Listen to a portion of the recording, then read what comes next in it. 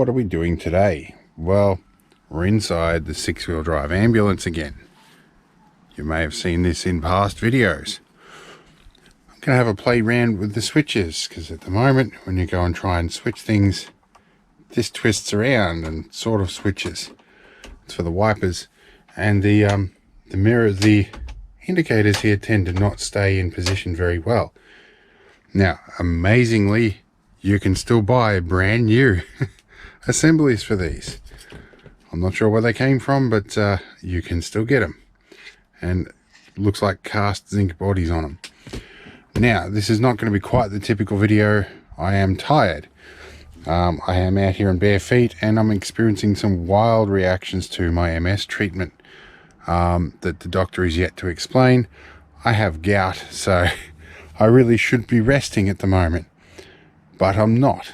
So I'm out here to have a preliminary look at what's involved in replacing these. So I think I'm going to pull a cowl off the bottom of this. I tried this once in my 4x4 and I recall it not being very easy, but it's also got a mix of screws. We also have a mystery switch which fell through here, and I'm not sure what the switch was actually for, so that might be useful to know. Anyway, we're going to get this bottom bit off and have a look in here and see what we can do. Alright, so typical of a Land Rover, I had to pull the dash out to get the switch out that had fallen through, which was aftermarket and also had not been connected to anything. I then lost one of my good magnets, namely this guy, stuck to the firewall in the back here. The rest of this is all fiberglass. And then I nearly lost another magnet trying to get the first one out, but I got it all out. Now, interestingly, here are the switch connectors that I need to get to for the switch bodies, so I might leave that out. You can see they come in these 6-way gendered or polarized connectors, so I will be needing to get to them anyway. So now to get the bottom half of this off. Alright, so we're about halfway there. I've got all the nuts and bolts removed. I've got the 2 bolts out of this little bracket for the hand throttle. Now there's a step in the top of this plastic molding that sits in behind the steering wheel, so I'm guessing I might have to remove that steering wheel. However, the second reason is I'm pretty sure the steering column goes through this, so I think all roads lead to the steering wheel. Now I've got this at exactly 90 degrees because that's where we stopped. I don't want to get this wrong, although the drag link is already in an incorrect position on this thing anyway. And I think the power steering tries to pull it back. The wheel alignment's not right either, so there's a few things that need fixing. But anyway, we need to get this nut off. So I've got a big ratchet here and some impact sockets, and we'll see what we can do. Alright, so now that I've got this nut off, which is 22mm by the way, and the lock nut, it occurs to me I'm going to need a steering wheel puller on here, very similar to a bearing puller. Put 2 nuts through here and you have a left hand turn screw, and it will force it off the shaft. I'm probably going to need to do that. However, given how this is constructed, I might be able to do it without removing the steering wheel, although I think it's probably far more reliable if I do. But I may have to find myself a steering wheel puller. This guy, on the other hand, I might be able to do without it, but we'll keep going and see what we can get access to. Okay, with a bit of careful bending and twisting, you can get that section off without pulling the steering wheel off.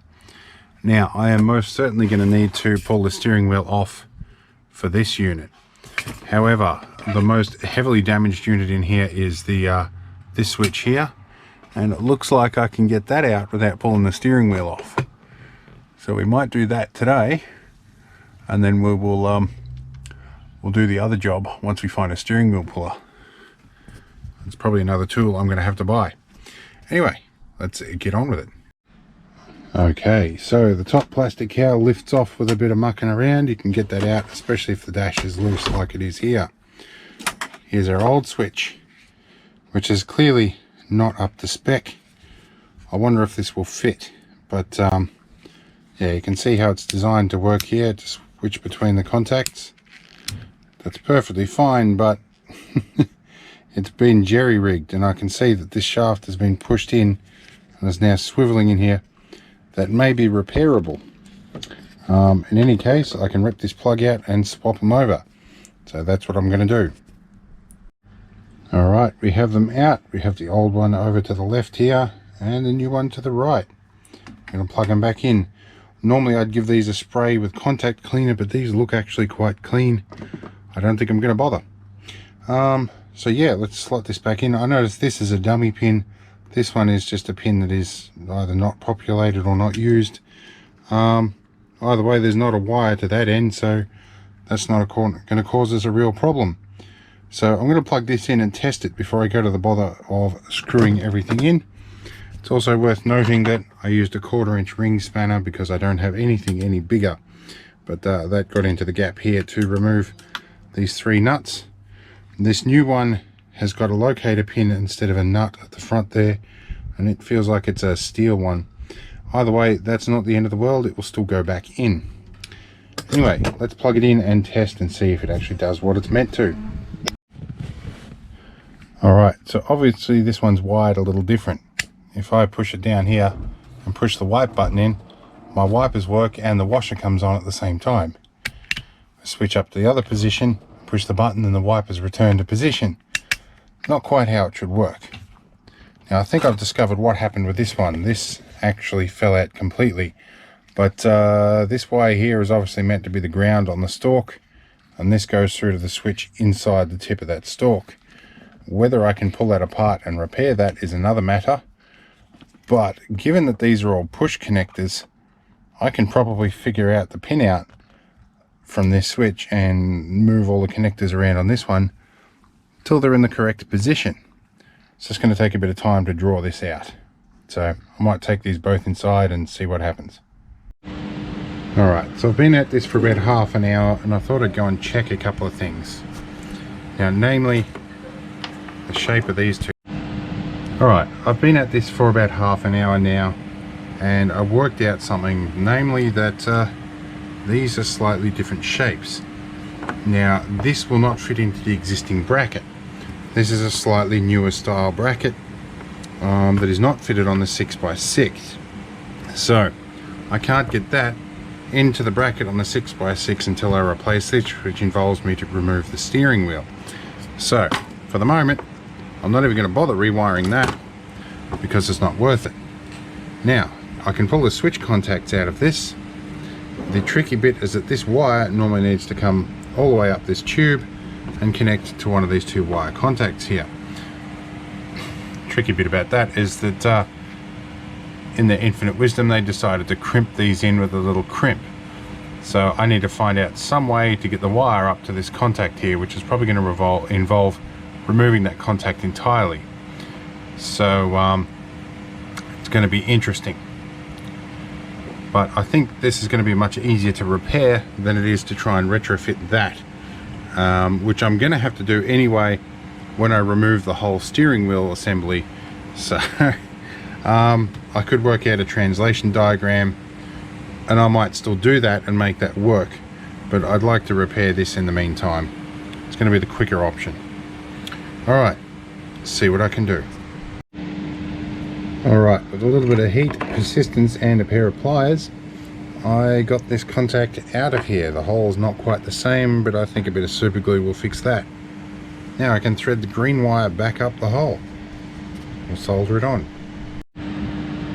Alright, so about an hour later, I managed to rework the contacts in the end here, reassemble, lubricate, solder, whatever, and I got this green wire back in.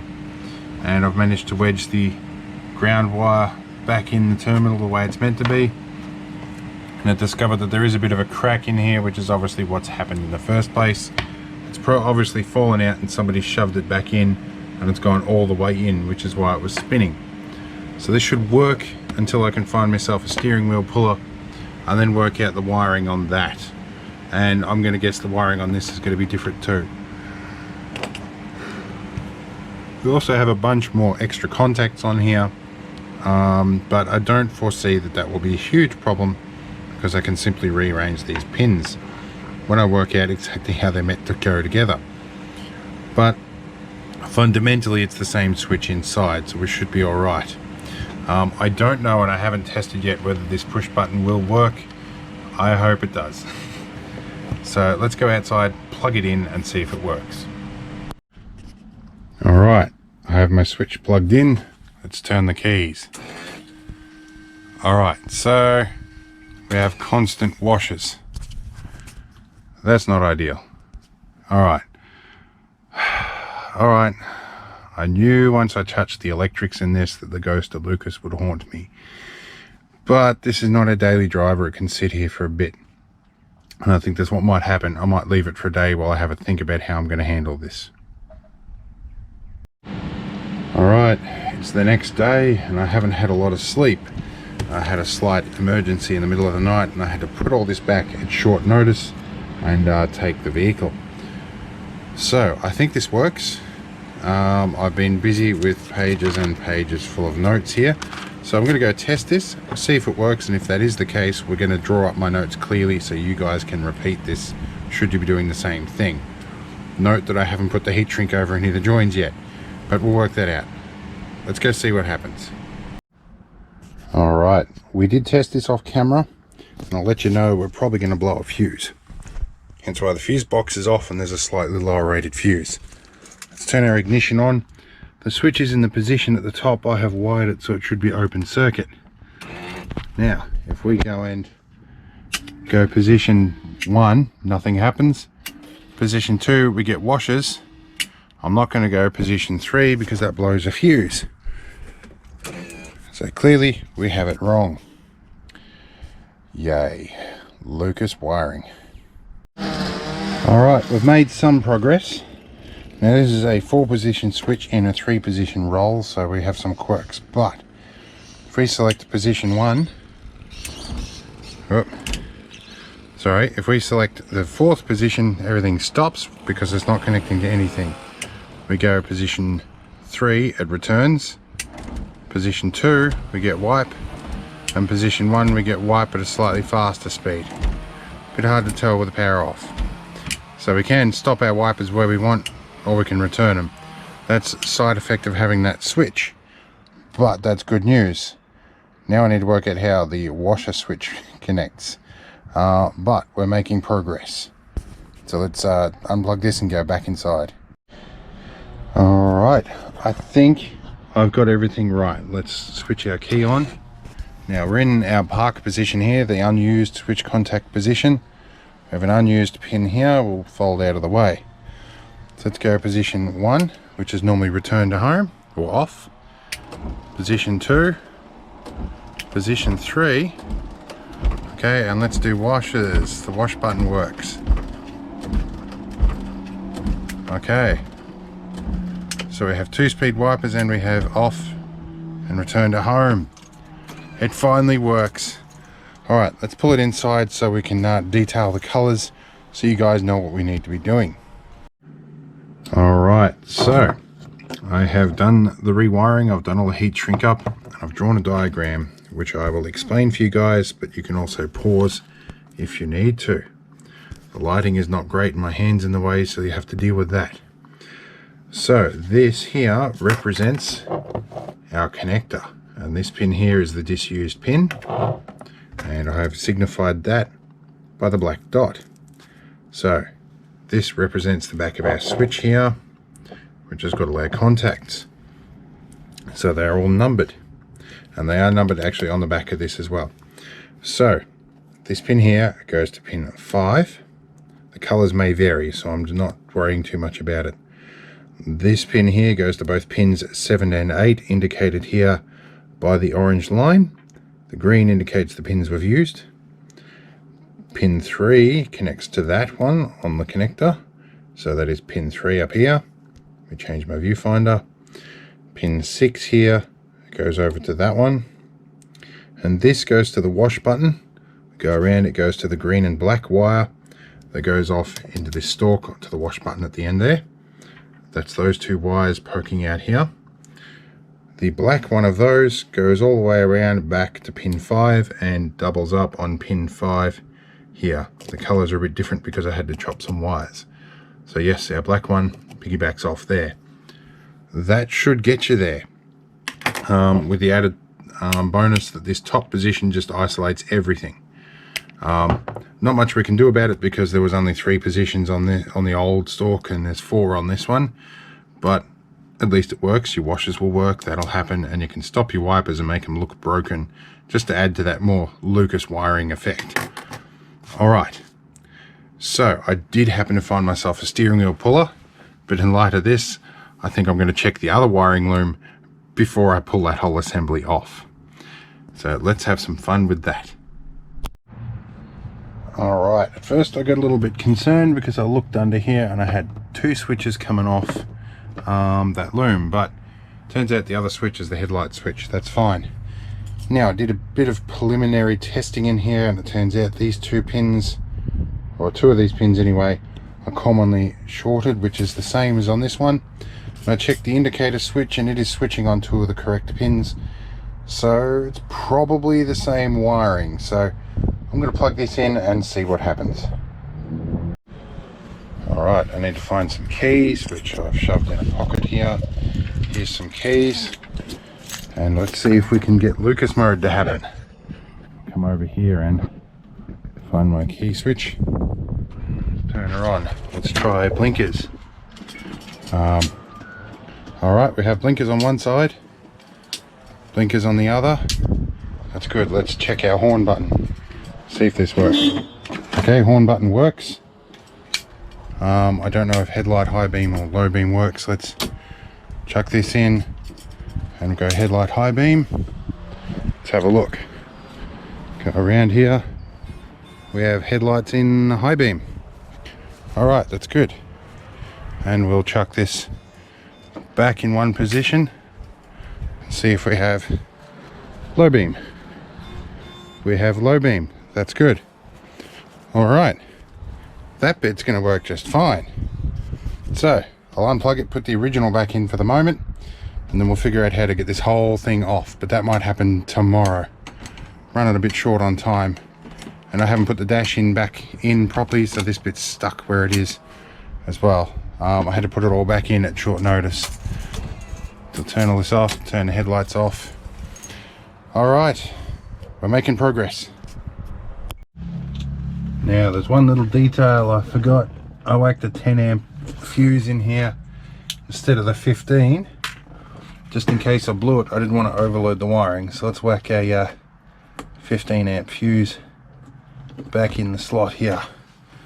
Alright, at some point I'll go through and I'll replace all these for some good quality ones, clean up the fuse holder, but for today I'm pretty buggered. So alright, that's about it for today. I'll do a bit more tomorrow. Alright, well, we're back. It's a couple of days later. Been all sorts of shenanigans going on, which we won't talk about. But my senior engineer found a steering wheel puller for me. In fact,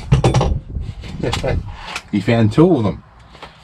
The problem is the bolts for here are probably not the same thread as what we've got. He's got Whitworth and he's got metric. He doesn't have UNC. So I'm going to have to find UNC bolts that are about 5/16, I think, to fit in there. I've got some UNC bolts here, but they're 5/16. They were too big. Yes, I think they were 1/4 inch. That's what they had to be. We'll find that out in a minute. Alright, so in the kit he gave me, there are a couple of bolts here that get quite a number of turns in those threads without jamming up. I think more than enough than is going to strip the threads out. So these guys will do the job. And surprisingly, they're metric. So interestingly, on the back of my phone actually, I have a sizing chart here that I made up, and we can go through them. So they're not quite 5, not quite 6, so they look like they're 732. So they might be metric, they might be imperial. Anyway, there's 2 of those bolts. We can get the puller on. There's a couple of different ways to do this. I think I'm going to use this commercial one first, namely because we've got a nice big bolt in here with a bolt protector. so you've got the protector piece on the end here. So we'll bolt this on and see if we can get the steering wheel off, and then we can put the whole new cluster frame on. So we will be taking this frame, we're putting this switch on here and putting that whole assembly on over the steering wheel. Crucially, I need to make sure I mark exactly where the steering wheel is first, so I think I'm going to do that before I do anything else. Now I'm really hoping everything's in frame here, because I'm just guessing with the GoPro, but I've got it on ultra wide, so I'm pretty sure you'll be able to see most of the cabin here. Now I have my 22mm ratchet socket on the ratchet here, and we're gonna give this one a good ratchet off. Take the nut off first. Now I did mark it. I took the auger tool on my Leatherman and made a score on the central bolt, the nut and the steering wheel, so I have a good indicator as to exactly where the steering wheel was positioned. I'm pretty sure there's splines behind this, so we'll be able to drop it back in the nearest spline. Alright, so we have our 2 bolts selected here. We need to put this guy through the middle of this a little bit, at least enough to put that bit on. We'll come back a bit, then we will put a bolt through here. That way should probably do the job. Oh, these bolts are not going to reach. We might have to do this then, just because we don't really have a choice in the matter. Alright, let's wind that nut all the way back. This is always the tricky bit in getting this on, so we'll get this on and we'll be right back. Alright, our steering wheel puller is on. We've got a couple of washers on the bolts. I've done them up finger tight, and then I'm going to do the rest of the tensioning using the ratchet. And we're going to go clockwise, and we're going to hold the steering wheel. Oh, now we are tilting sideways here. Something's not central. Got to come back a bit. Yeah. So we need to get things in position a little bit better here. Might just tighten up with my fingers. Hopefully we get it right. See how we go here.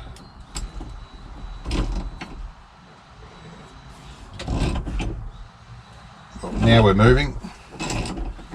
Yep, and I'm watching it. It's all just gone slack suddenly. I think that's what we want. I think our wheel might just pop off. That was easy. Alright, now we can get to our dash cluster. And I've got to work out how to get it off. And I need screwdrivers, which I took inside. So I'm going to bring all them back out. However, I think I crucially forgot to put one back in the box. And it might be the one that I need. It's not strictly the right size, but I think it's one that will do. There we go.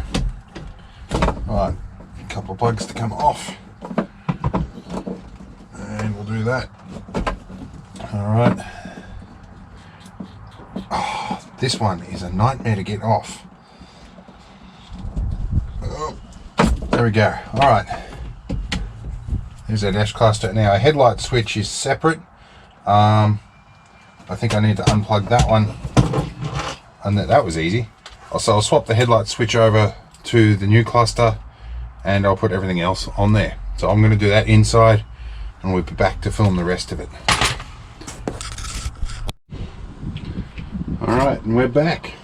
And I fitted all the things to the new frame. I recycled the old bolts because this the zinc casing on this didn't actually have any threads in it. I had to cut your own, and these were sort of self-tapping. Or at least they looked a bit like it. So yeah, got a newly wired one. I put a bit of heat shrink over the missing wire, and I've forgotten to translate the headlight switch.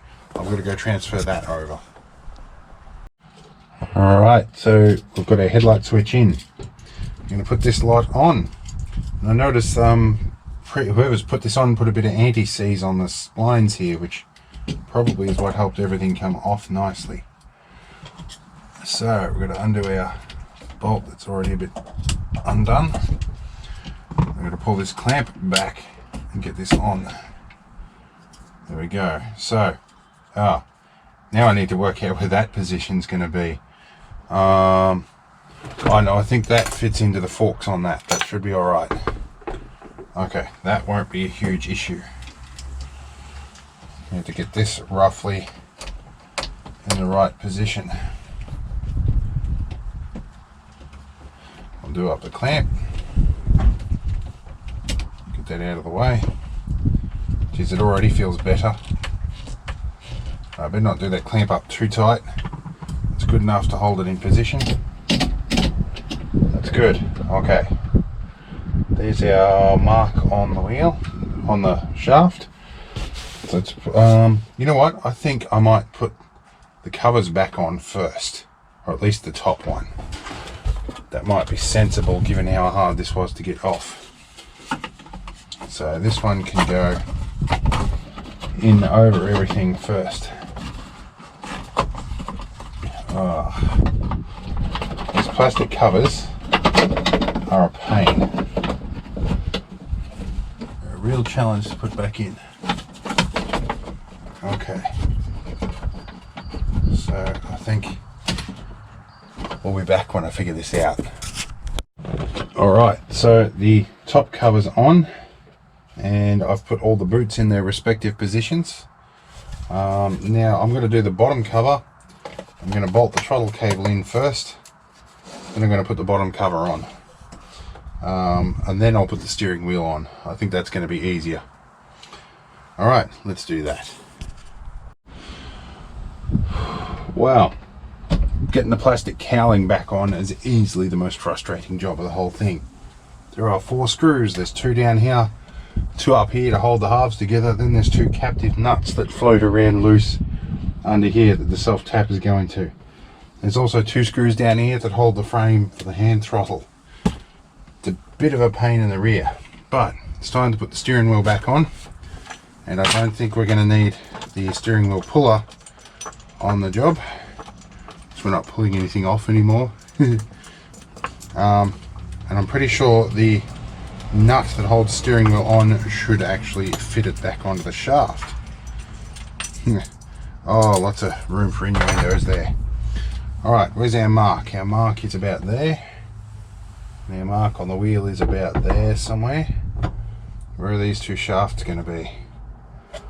Got to move that plastic bit to about the right spot for the wheel to go in.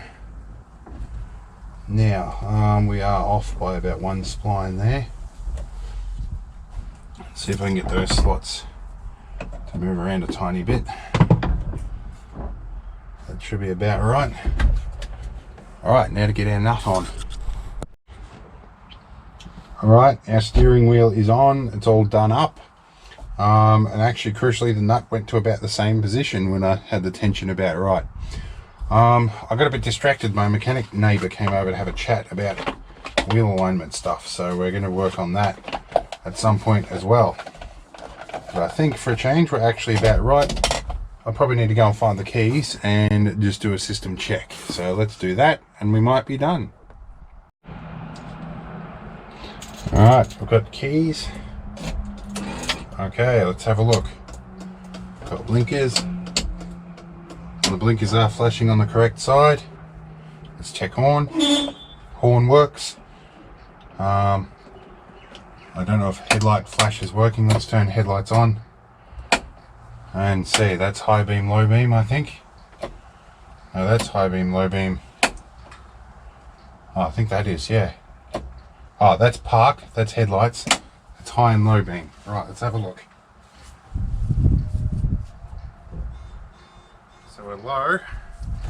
We have low beams. Check that high beams work. Right. Right, high beams. Okay, turn that off before we flatten the battery. Now let's check washers. Washers, wipe, fast wipe. And we can do wash at the same time. Alright, it's good news, everything appears to work. That's very good news after all the stress of that stupid wash switch. Alright, now I've got to pack up my tools. I'm going to do that after the end of this video, and we'll see you in the next one. So that's how we do the dash cluster in the 6x6. The 4x4 is basically the same, but I'm pretty sure the 4x4 is going to throw some spanners at me too. So anyway, we'll do that in another video. I've had enough of this one. I'm going back to get some rest. See you all later.